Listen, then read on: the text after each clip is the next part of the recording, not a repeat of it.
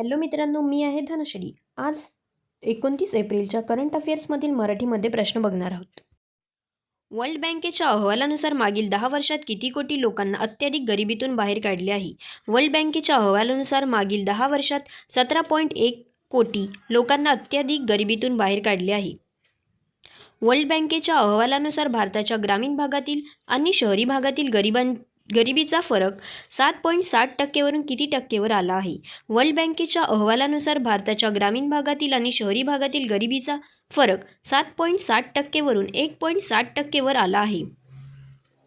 World बँकेच्या अहवालानुसार सध्या भारतातील युवकांमध्ये बेरोजगारी दर किती टक्के आहे?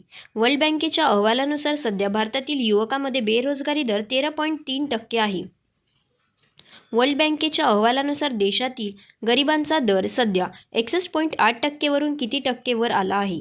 वर्ल्ड बँकेच्या अहवालानुसार देशातील गरिबीचा दर सध्या 61.8% वरून 26.7% वर आला आहे.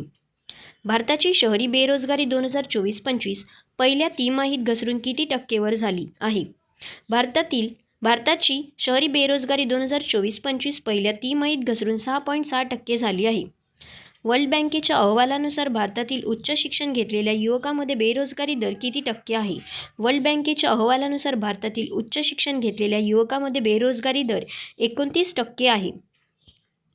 IPLमध्ये 125 सामने जिंकणारा पहिला संघ कोणता ठरला आहे? IPLमध्ये 125 सामने जिंकणारा पहिला संघ मुंबई इंडियन्स ठरला आहे.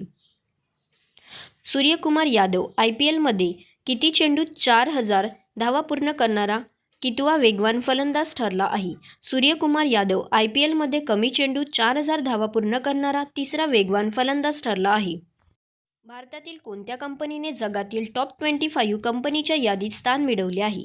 भारतातील रिलायन्स इंडस्ट्रीज कंपनीने जगातील टॉप 25 कंपनीच्या यादीत स्थान मिळवले आहे.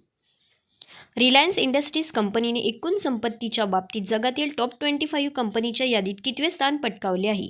रिलायन्स इंडस्ट्रीज कंपनीने एकूण संपत्तीच्या बाबतीत जगातील टॉप 25 कंपनीच्या यादीत 21वे स्थान पटकावले आहे.